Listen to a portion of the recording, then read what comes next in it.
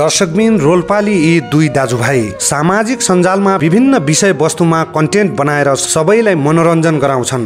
के भयो त एकदमै टेन्सनमा छस् त? यार यो नेपालमा बसेर कमाइ छैन, त्यत्रो पढियो यार, चाकरी मिल्दैन। अघि नेपालमा यही त छ, जति पढे पनि बेरोजगार बस्नुपर्छ होइन। साथै तैँले डिग्री सकिस् होला नि? कहाँ गान्नु डिग्री पास गर्नु यार, 7 क्लासमा 2 चोटि फेल भए हट शर्मा लागेर स्कुलै लट्टै छोडिल त्यो यार। कस्तो मान्छे छ यार, जब 7 क्लास पढेर त्यत्रो पढे भन्छ यार। हट यही पनि मेरो बाउकोले हिटा धेरै त हो नि, बुवाले बल्ल 2 क्लास त पढेको अरे नि।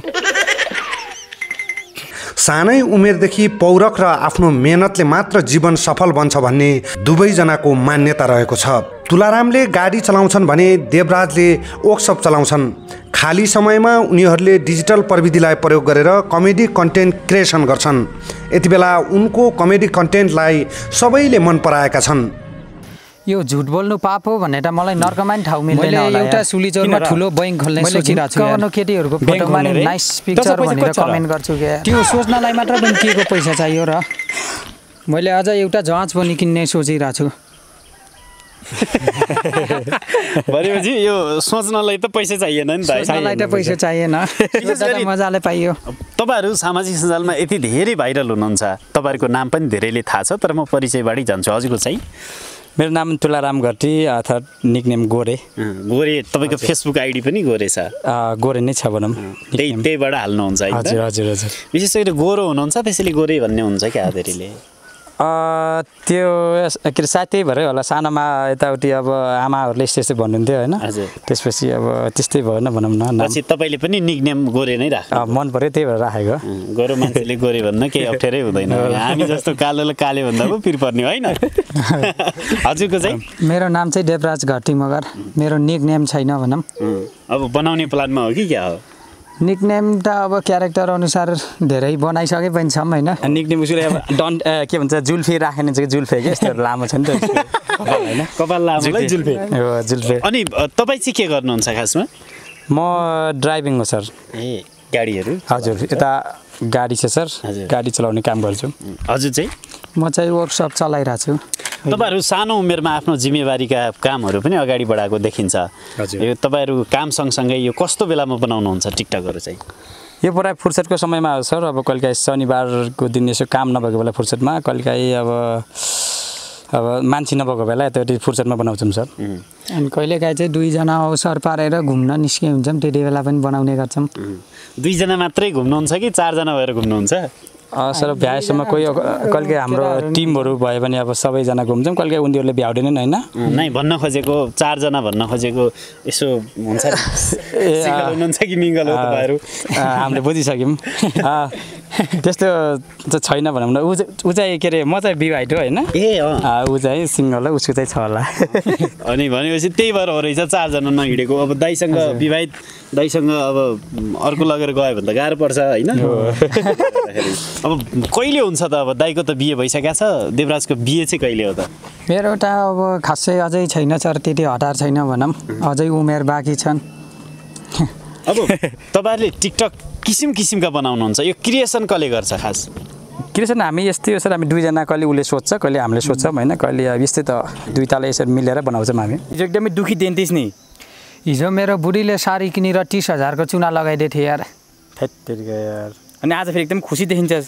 आज फेरि त्यो साडी तेरो बुढीलाई देखाउन गछ के, सायद भोलि तेरो पालो होला।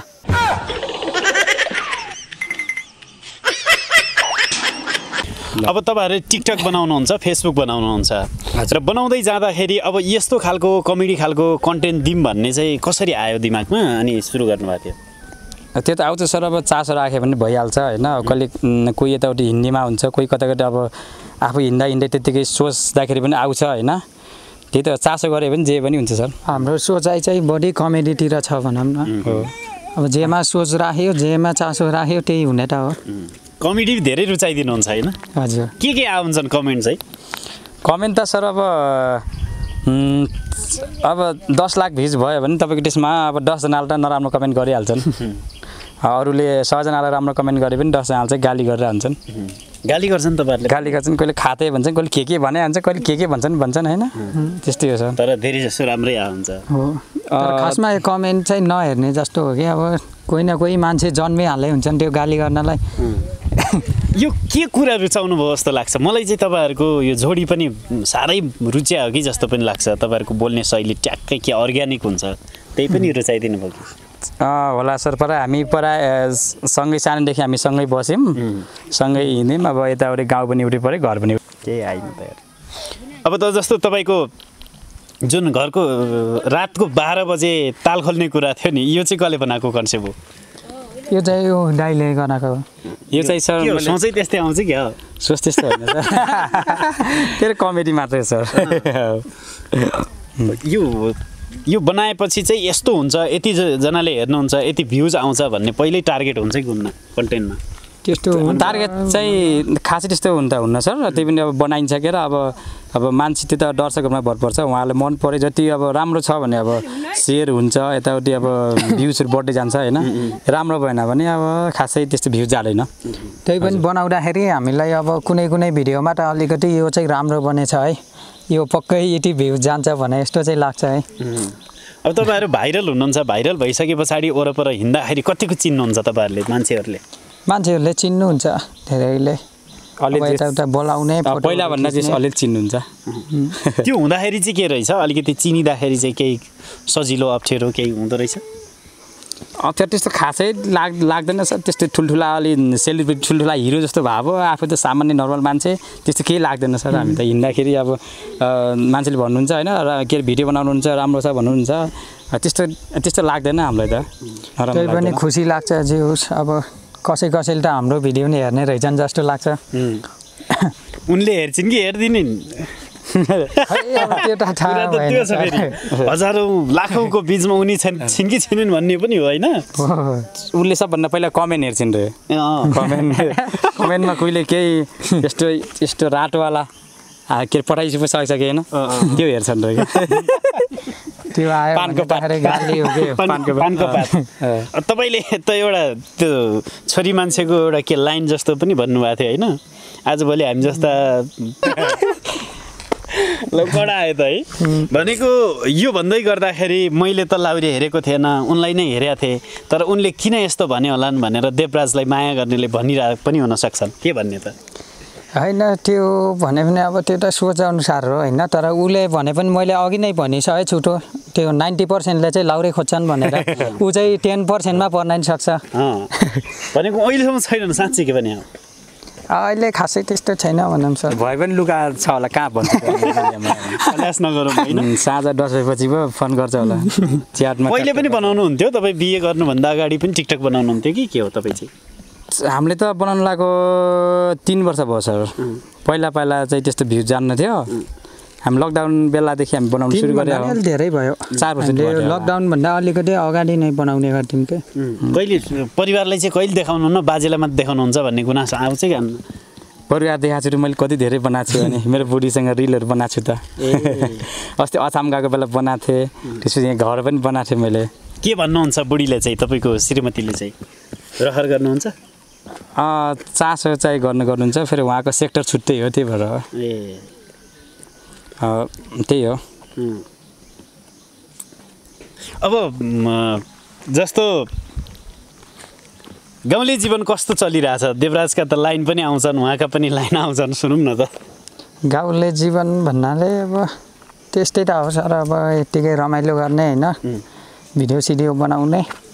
अब लाउरेहरूले त्यही त लाउरेहरूले टक गरेको केटीहरू चाहिँ यता हामीले जिस्काउँदै बस्दै गर्ने, उनीहरू त अब त्यही आयो भने महिनामा 2-3 चोटि घर आउने हो। महिनामा 2 चोटि, 6 महिनाको एकचोटि आउँछन् उस्तै पऱ्यो इन्डियनको त। छुट्टी मिल्दैन नि फेरि, उनीहरू बिहा गरेर गइहाल्छन् छोडेर। लाउरे उता भएको बेला अब यता पनि त टाइम पास गर्ने चाहियो नि फेरि तिनीहरूको लाउरेनलाई।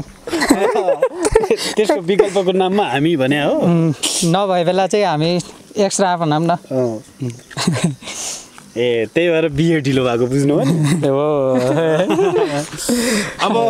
अब तपाईँहरूको गाउँ चाहिँ यही गाउँ होइन त? हजुर, के नाम हो यो गाउँको? यो रोल्पा जिल्ला लुङरी गाउँपालिका 3 सिमगिठा भन्छ सर। अब आज जुतुङ खोला भन्छ, आजभोलिको तलको जुतुङ खोला, यो चाहिँ लाउरी के भन्नु? सिमगिठा भन्छ। ए सिमगिठा, हजुर। अब आजभोलिको युवतीहरूले जुन फेसन गर्छन् नि योमा चाहिँ तपाईँहरूको केही धारणा छ तपाईँहरू अलिकति अर्ग्यानिक कुरा गर्ने भएको भएर अर्ग्यानिक चिज एकदम मन पराउने भएको भएर पहिलेको ठिक कि अहिलेको ठिक भन्ने सन्दर्भमा फेसन त यस्तो छ र अब जस्तो के अरे समय जस्तो चलेछ त्यस्तै चल्नुपर्छ भन्ने म भन्छु पहिला अब लुङ्गी लगाउँथे होइन पहिला आइमेहरूले अहिले खुट्टा सुट्टा यताउति पाइन्टर लाउँछन् होइन पछि झन् के हुने 2050-40 झन् होइन त्यो थाहा होइन जसमा म के भन्छु भने जमाना अनुसारको चलेको चाहिँ फेसन गर्नुपर्छ भन्ने मलाई लाग्छ त्यस्तो यो आजकल केटीहरूले पुरानै लुङ्गी लाउनुपर्छ भन्ने त्यस्तो म मान्दैन अब चलेको अनुसार अब जे जति उ छ होइन त्यो चाहिँ गर्नुपर्छ भन्ने मलाई लाग्छ अब आधुनिक युगमा आयो भनेर फेरि अब कति त्यो ओभर फेसन चाहिँ गर्नु भएन के हिजो आज हुन्छ नि कुनै अब केटीहरूले भन्दा अब झन् हामी केटाहरूले भन्दा नि अझै लाज लाग्दो कपडा लगाउने के अब त्यस्तो चाहिँ नहुनु पर्यो के भन्नुहुन्छ यसो जाओस् न त एउटा डाइलग कुनै अब त्यस्तोले के भनेर होइन अब गाली सुरु भइहाल्छ फेरि कमेन्टमा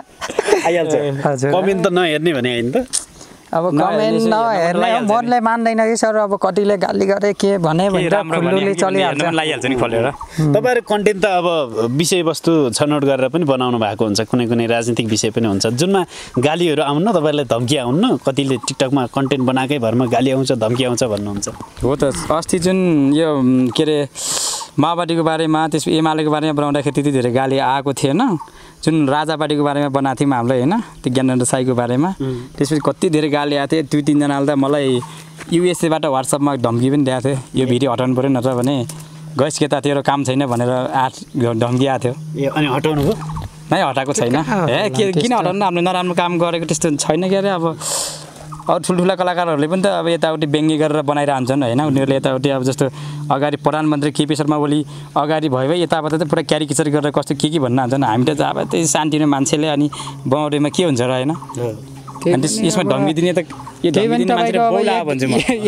एक दुईजनाहरूले मात्र हो कि त्यस्तो गर्ने अब तपाईँको बाँकी त्यो एउटा नेपालमा कति 3 करोड मान्छे छन् बाँकी अब तपाईँको 2 करोड 90 लाखले त अब राम्रै कमेन्ट त गर्छन् नि त्यही 1-2 जनाले मात्रै हो त्यस्तो गाली गर्ने भनेको कतिखेर त्यो राजाबारीमा अब त्यस्तै 5000 जम्मा भयो भने के हो भनेपछि अब नेपालभरि जम्मा त्यति छन् होइन त्यही मध्येको 1-2 जनाले हो क्या हामीलाई गाली गरेको फेरि त्यो गालीले केही फरकै पार्दैन गालीले के त्यो भिडियो बनाउँदाखेरि तपाईँको राम्रो कमेन्ट मात्र हुँदैन के राम्रै भिडियो बनायो नि गाली गर्ने मान्छेहरू त जन्मिसके हुन्छन् अनि कतिको मिल्नुहुन्छ तपाईँहरू चाहिँ खास टिकटकमा चाहिँ एकदमै व्यङ्ग्य एकअर्काले प्रहार गरे हुन्छ होइन अरू बेला चाहिँ होइन मिल्छ नि सर त्यस्तो अब हाम्रो अब त्यस्तो झगडा त्यस्तो हुँदैन अब के सँगैसँगैको जस्तो उमेर भएको झगडा गर्थेँ मलाई अब म र बिच 10-12 वर्ष उमेर फरक छ अनि मैले पिटिहाल्छु अनि झगडा पनि हुने भनेर अनि दाइ भनेको दाइ हो भाइ भनेको भाइ होइन नाम बोलाबल गर्नुहुन्छ है कस्तो